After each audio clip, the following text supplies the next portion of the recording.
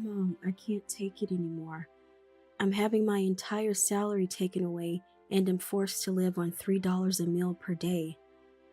I'm so hungry I could die.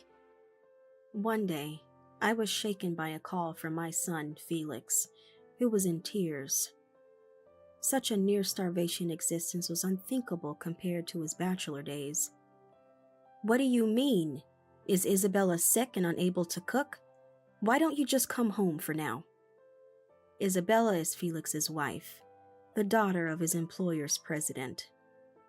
Her family is naturally wealthy, and I had never heard of them being in financial trouble. Yet, why has he fallen into such a situation? Felix himself doesn't understand the cause, and it has been like this for the past 1 to 2 months. I urged him to leave that house immediately and return home, but Felix stubbornly refuses. But I love Isabella and our daughter, Charlotte, too. Temporarily, I decided to prepare some parcels for Felix and secretly sent him some money. A month passed, and Felix called to say he was coming home with Charlotte. Sensing something was not right, I waited at home that evening, holding my mobile phone tightly, when suddenly the doorbell rang. I leaped from the living room chair and rushed to open the front door. Felix! Charlotte! I was fully expecting them to be there, but it was Charlotte standing there, looking surprised. She was wearing the glowing pajamas I had bought her as a birthday present. As I embraced her, I felt her arms were thin, and her body was frail. Felix was nowhere to be seen. As I had been intently looking at Charlotte, I felt a presence behind her, and turned to look. There stood Isabella, with a creepy smile on her face.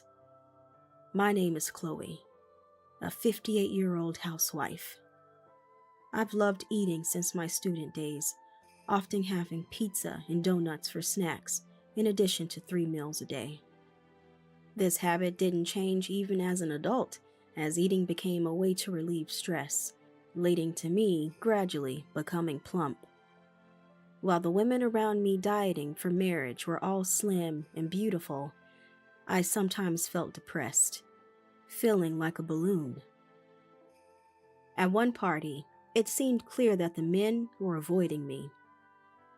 However, one slim man came up to me. Chloe, would you like to go out for a meal with me sometime? Me? In stark contrast to me, the slim man was named James, who would later become my husband. After dining out together about 3 times, on our 3rd date, we agreed to enter a relationship with marriage in mind. Chloe, you're cute, especially when you're eating. James would say this every time we went out to eat, and he always positively accepted that I ate more food than him. Since I worked in sales at a department store, it was often difficult to find time to meet with James. Nevertheless, James never showed any signs of annoyance and always arranged his schedule to fit mine. I always feel bad about it, I murmured, but James shook his head. It's okay. My company has a flex time system, so I can adjust my hours a little. Don't worry about it. He worked in an IT-related company, which was somewhat rare at the time. Though I didn't understand much about internet advertising creation or software development, his passion and expertise in his field looked very cool to me. Later, James and I got married, and I left my job to become a housewife and have a child. While I sometimes wonder if we should have spent more time just the 2 of us, the baby boy who was born was incredibly adorable. Believing that a child's name is the first gift parents can give, James and I spent a lot of time discussing it. How about Felix? Meaning happy. It's a good name, isn't it? I like it. Felix. Let's name him Felix. We hoped he would be happy and make others happy too. Our son Felix grew up healthily and seemed to inherit my love for eating, becoming pleasantly plump. After graduating from college, Felix, like his father, joined an IT company and later transferred to the company where James worked. In that aspect, the two were similar, and at home, their conversations about work made me feel somewhat left out. "Dad, about this project in the new department I've been assigned to. That company can be a bit tricky, so it might be better to explain things to them as politely as possible." Being a housewife for so long, inspired by the working energy of the two, I considered starting a part-time job and began looking through job listings. However, I haven't heard such conversations between them for 5 years now, since Felix got married to a woman named Isabella shortly after changing jobs. She turned out to be the daughter of the president of Felix and James' workplace, leading Felix to become a son-in-law and move out. I can still vividly remember how happy they looked when they came to announce their marriage. Later, they had a daughter named Charlotte, and now they live in their own home, a little distance away from our family home. As they live somewhat far and can't visit often, I feel a bit lonely. However, I was delighted when Charlotte would call me via video on Thanksgiving and Labor Day. Occasionally, I also call Felix. "Hello, Felix? Charlotte's birthday is next month, right? I want to buy her something. Does she want anything?" "Thanks, Mom, but you really don't have to go out of your way." "But we haven't even met properly. She's turning 3, isn't she? How about some clothes?" Clothes? I'm not sure. Maybe she mentioned wanting pajamas with some cartoon characters on them?" His answer was vague, but I jotted it down on a piece of paper. When I was working at the department store, I often had customers looking for girls' pajamas with anime characters, and I would guide them to the section. The thought of now being on the customer side, going to buy it myself, felt oddly strange. Got it. Pajamas with a cartoon character. After the call, I immediately went out and bought them, even getting them gift-wrapped for her birthday. However, feeling hesitant about imposing on my son's family, I decided to send it by parcel discreetly. I hope Charlotte likes it. Thinking this, my steps to the post office were a bit lighter, with a message card included. That evening, after James returned home for dinner, I told him about the birthday present I sent Charlotte. "The kids' pajamas these days light up. I hope she likes it." "Yeah, she probably will." "Oh, come on. You could show a little more interest in Felix and his family." "He went off to become a son-in-law, didn't he?" "They're doing fine without us worrying." James responded nonchalantly, poking at his steak with his knife and fork. "There's still one thing that bothers me. It's that James refuses to engage with Isabella and her family. When asked why, they are too wealthy. It's intimidating," he says. "Sure, it's intimidating to deal with the boss of the company you work for, but it's odd to not engage at all. He didn't even show up for the marriage introduction, and to my knowledge, James and Isabella have never met face to face. Even when our granddaughter Charlotte was born, he only looked at her picture and disinterestedly said, 'Huh.' James's consistently indifferent attitude had me somewhat exasperated. Nevertheless, I occasionally call Felix to check in on them. That day, a heavy evening shower had cooled the air, and a refreshing breeze was blowing. As the rain stopped and I felt the hint of autumn in the slightly clearer sky, I called Felix. Felix, how's it over there? It's getting cooler in the mornings and evenings, but you're not catching a cold, are you? I'm fine, Mom. Aren't you worrying too much? Not just about you, but Isabella and Charlotte too. Oh, hey, how was the pajamas? Ah, she's actually wearing it right now. She seems to love the light-up pajamas. Hearing this, I felt a bit relieved. I'm glad I chose it. Tell them to come over for a sleepover sometime. All right, got it. I'll hang up now. Oh, wait, Felix, you're really doing okay? What? Yeah, I'm full of energy. Good, just checking. Nothing else, then. Good night. Felix said good night and hung up, but I was left slightly worried. His voice over the phone seemed somehow less lively than usual. It might have been just my imagination, but as a mother who had watched over him for nearly half his life, I couldn't shake the feeling that Felix was in distress. Trying to discuss this with James only yielded his usual indifferent response. You think he's weak just from a phone call? You're worrying too much. That may be true, but I do hope it's just my imagination. However, it turned out my intuition was correct when Felix called me one day. It was unusual for him to call during the day, and as I answered, I could hear him sniffling. Felix? Is that you? What's wrong? Are you okay? I feared he might have been in an accident or injured, or something had happened to Isabella or Charlotte. Filled with various thoughts and enveloped in anxiety, Felix cried out, Mom, I can't take it anymore.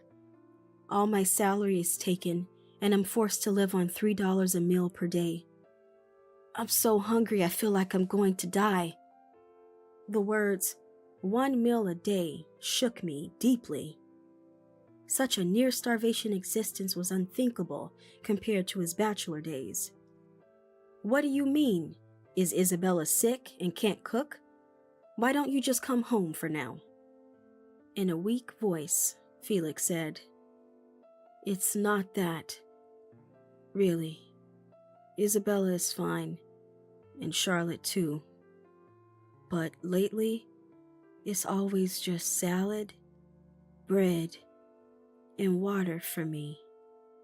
Even if it were a marital spat, this seemed far too severe. From what I gathered, the cause was unclear, and it had been like this for the past 1 to 2 months. I told him to leave that house immediately and come back home, but Felix stubbornly refused. But I love Isabella, and Charlotte too. Then I'll send you some instant ramen or bread by mail. Thus, I decided to prepare a parcel for Felix and secretly send him some supplies. What a strange situation, I thought. Isabella's family is wealthy, to put it mildly. Their wedding in Hawaii was a lavish affair for 100 guests. Yet, why would they take all of Felix's salary and force him into living on $3 a day?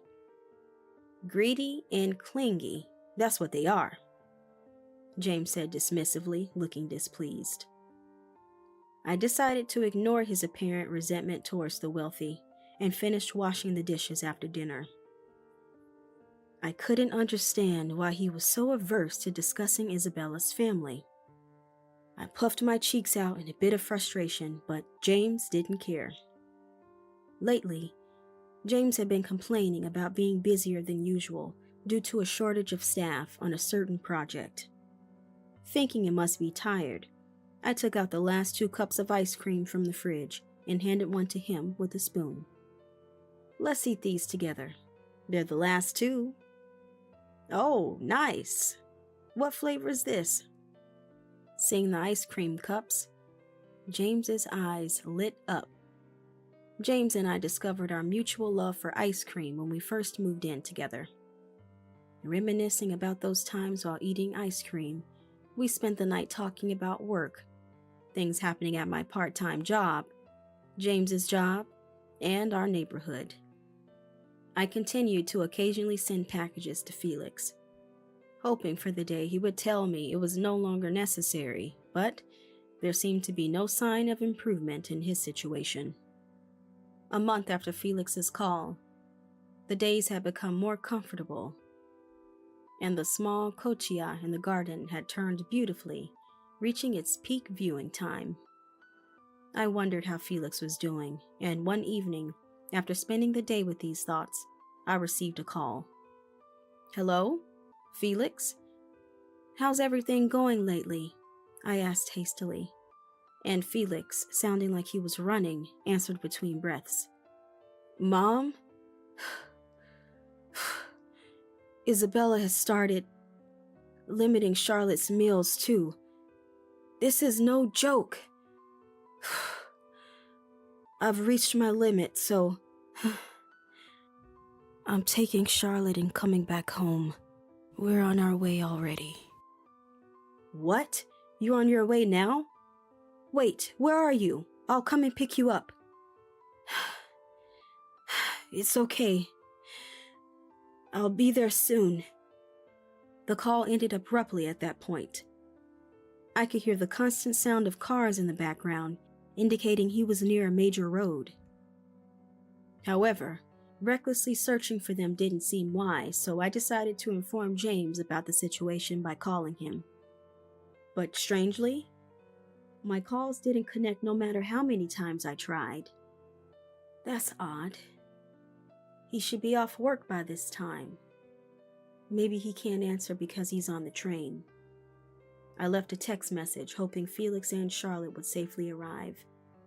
An hour passed since Felix's call with no word from James, and neither Felix nor Charlotte had arrived, leaving me overwhelmed with a sense of helplessness, despite all the lights being on in the room. Holding my mobile phone tightly, the doorbell unexpectedly rang. I jumped up from the living room chair and hurried to open the front door. "Felix! Charlotte!" I had fully expected to see them standing there, but it was Charlotte who stood there looking surprised, wearing the glowing pajamas I had bought her for her birthday. "Charlotte, are you alone? Where's Daddy?" Charlotte fidgeted nervously with her hands.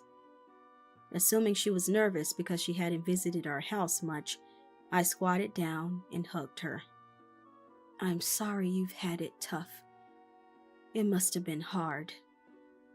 Only then did I realize how thin Charlotte had become. It was hard to tell in the dim light, and her slender body was hidden under long-sleeved pajamas.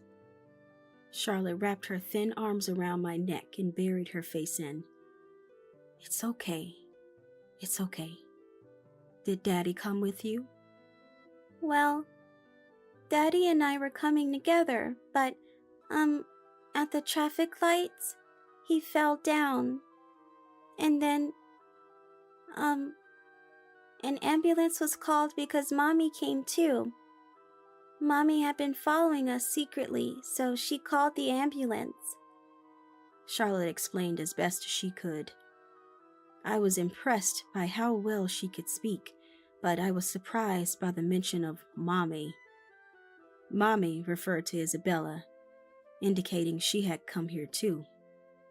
It must have been during that awkward end to the call that he fell. Perhaps having hardly eaten, he had collapsed from exhaustion. I had been intently watching Charlotte, but feeling a presence behind her, I turned to look. There stood Isabella, with a sinister smile on her face, dressed casually in a well-worn top, bottoms, and sneakers, as if she too had hurried over. However, her expression was one of searching, seeking something as she scanned the surroundings and peered into the house through the wide-open entrance door. She then turned her gaze to me and said, "Excuse me, is James not here? I'd like to see him." "What? Why would you want to see James?" I was baffled. Her husband was supposed to be Felix, who I thought was currently being transported in an ambulance. Why had she come to our house without accompanying him? As I stood there confused, James returned home, opened the entrance door, and looked surprised to see her. "What? Isabella, why are you here?" "Wow, James, you're just getting home now? How hard-working." "Don't come here." James stepped back in a panic as Isabella, with a coquettish voice, moved closer to him. It seemed James knew Isabella. I was filled with even more questions, wondering how James and Isabella knew each other. "What's going on? James, explain." She's... that..." Seeing James struggle for words, which was unlike him, I was convinced there was something more. Then Isabella, with a creepy smile, proudly began to reveal their relationship. "James and I were lovers before I met Felix. But no matter how much I begged him to leave his wife and marry me, he just wouldn't. Right, James?" "That's not true. I don't know you at all." "Don't be shy now." So I thought, if I can't marry James, why not marry his son, Felix? That way, we could still be a family. I'm such a genius. Isabella revealed my husband's alleged affair without a hint of remorse, still smiling wickedly. James looked pale, desperately denying it to me. "It's not true, Chloe. Believe me, I have nothing to do with this woman." Before I could say anything, Isabella quickly interjected. "What's not true? We went on dates, traveled together, went to theme parks, and then, when I got pregnant with Felix's child, you started avoiding me like you didn't even want to see me." "I never did that. That's your delusion." "Huh? Is that so? Then all those business trips you said you were on were actually affairs. That's why you said you didn't want to meet Isabella or her parents." "That's not true. It was really for business. Chloe, can't you trust me? Does this crazy woman have any proof?" Asked about proof, I had just been informed of these facts. While it's risky to fully believe Isabella's words, considering James's indifferent attitude towards Isabella's parents, it doesn't seem entirely implausible. The thought that her claims might be true was utterly disturbing. James seemed to have backed off after learning of Isabella's pregnancy, but Isabella herself probably continued to harbor feelings for him. Scary. James, it's terrifying that you're with such a person.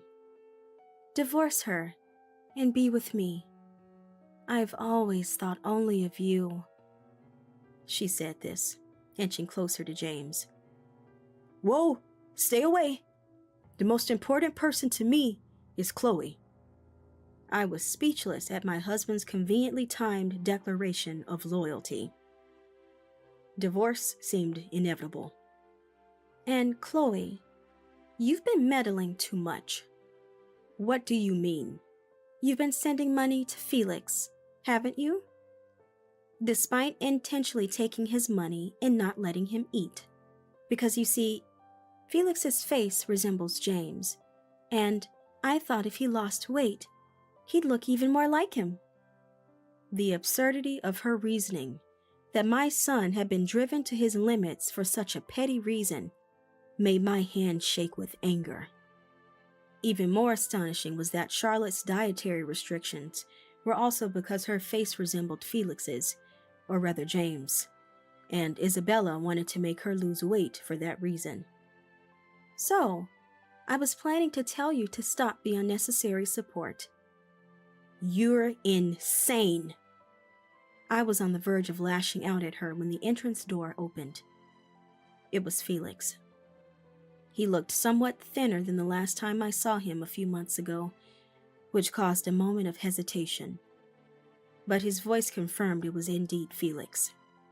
"Felix, I heard you were taken away by an ambulance. Are you okay? I'm fine now. I rushed out to show this to you and Dad, Felix said, pulling an envelope from a bag he was carrying. I took it, looked inside, and found numerous photos of James and Isabella in compromising situations. What is this? I was speechless and fell to my knees. The sheer amount of blatant evidence almost brought tears to my eyes. I wanted to believe in James, but it seemed impossible. Mom, I'm sorry for keeping quiet, but I wanted to believe in Dad. I realized Dad and Isabella were having an affair when we started preconception care. I was happy when the child was conceived, but Felix then produced another envelope. I was honestly hesitant to confirm this. I took the envelope and looked inside. It contained the DNA test results for Charlotte. Felix, feeling that the child growing up didn't seem like his own, had the DNA tested without telling Isabella. Seeing the results, I couldn't believe my eyes. The results showed that Charlotte was not Felix's child, but James's and Isabella's. Meaning, Charlotte was not my granddaughter, but Felix's half-sibling. James, looking shocked, asked us, What's happening? Felix, what is that? I collected evidence of your affair with Isabella. And not just that. Charlotte is your and Isabella's child, not mine. I can't believe you would go after my wife. I'm disillusioned. What? In contrast to James, who was too shocked to speak further, Isabella seemed delighted. Really? Charlotte is James's child? She exclaimed joyfully, and ran toward Charlotte, reaching out to hug her. This child is James's. Come, let's live with James. I quickly brushed her hand away and shielded Charlotte. Do you even realize what you've done to this child? Not feeding her. What kind of mother are you? She's my child. I can do whatever I want with her, right? Give her back to me. Children are not objects. You should be ashamed. How annoying. Don't interfere. I'll live happily with James and Charlotte. Isabella grabbed a small cochia pot nearby and swung it towards me and Charlotte. I instinctively hid Charlotte in my arms and closed my eyes tightly as Isabella brought down the pot. Stop!